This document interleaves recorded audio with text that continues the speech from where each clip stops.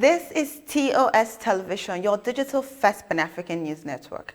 I am Ruel Panawa, and this is Africa Now.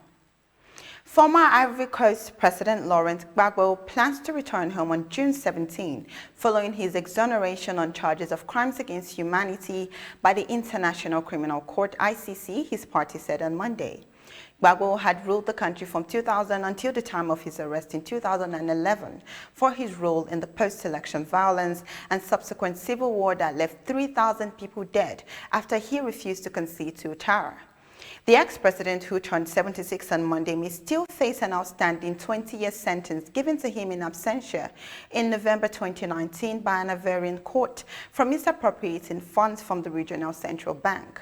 President Alassane Ouattara had in April mentioned that Gbagbo was welcome to return. In a justice-related matter, a Kenyan migrant worker and activist based in Qatar has been charged with receiving payment for the creation and distribution of disinformation, according to the government's communication office, GCO. Malcolm Bidali, 28, blogging under the pseudonym Noah, was arrested and detained on May 5 on allegations of violating the Gulf Arab nations' security laws. According to the government, Bidali, who was transferred to the Public Prosecution Office after an investigation, is receiving legal advice and representation ahead of the court date, which has not yet been set. On security, a military official and monitors say that at least 50 people were killed in 2 overnight attacks in 2 villages in the Democratic Republic of Congo. The attacks on the villages of Boga and Chabi in the eastern Ituri region is blamed on the Allied Democratic Forces ADF, linked to the ISIS group, while other sources say the attacks may have been ethnically motivated. A raft of bilateral agreements was signed between Kenya and Burundi to strengthen ties between the 2 East African nations.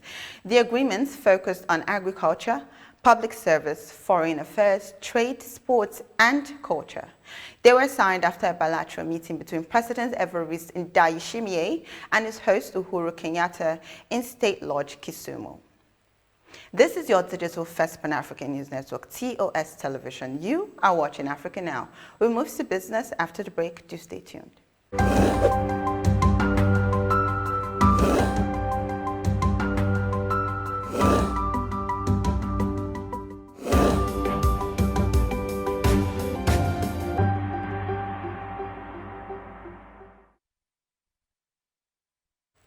Welcome back. In business, Africa has been urged to prioritize domestic resource mobilization in financing their response to the COVID-19 pandemic. Carmen Reinhardt, Vice President and Chief Economist of the World Bank Group, stated this at the Nairobi-based African Economic Research Consortium's 54th biannual plenary session on the pandemic and public finance in Africa.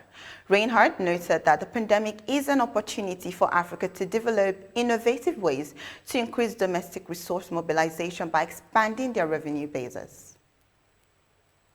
To Nigeria, in line with the policy directive from the federal government, the Nigerian National Petroleum Corporation, NNPC, had revealed that it is currently considering equity participation in 6 private refineries in the country, including the Dangote refinery. The policy directive requires mandatory participation from privately owned refineries that exceed 50,000 barrels per day to keep up with the government's statutory role of safeguarding national energy security. The NNPC has assured that this move would not deter it from staying committed to the rehabilitation of its own refineries. In East Africa, the prices of imported second-hand cars has caused Kenyan car dealers to opt for old and abandoned cars to refurbish and sell instead of dealing in new cars. The prices of second-hand cars have increased by 40%. They account for 80% of the cars on Kenyan roads. The effect of COVID-19 pandemic is one of many factors contributing to this trend of recycling. Egypt has shown interest in Belarus's manufacturing sector. The Secretary General of the Federation of Egyptian Chambers of Commerce, Ala Ez, suggested that to counter costs, Egypt will key in on free trade zones, which remove tariff barriers, and this would benefit both countries.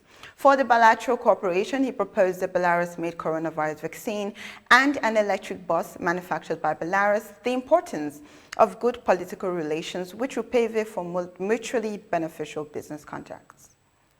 This is your digital first Pan-African news network, TOS Television. You're watching Africa Now. More stories after the break.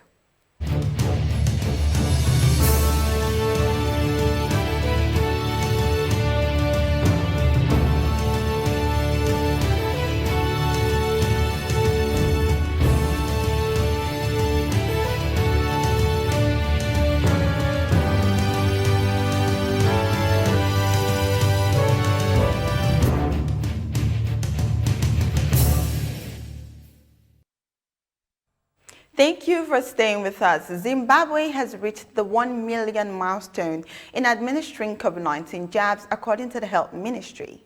The Southern African country mostly used the China-manufactured Sinopharm vaccine.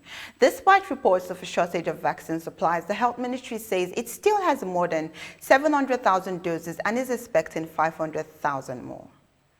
Kenya has warned that it may ban all flights operating on the Kenya-Somalia airspace over the misuse of humanitarian flights for bilateral and political matters.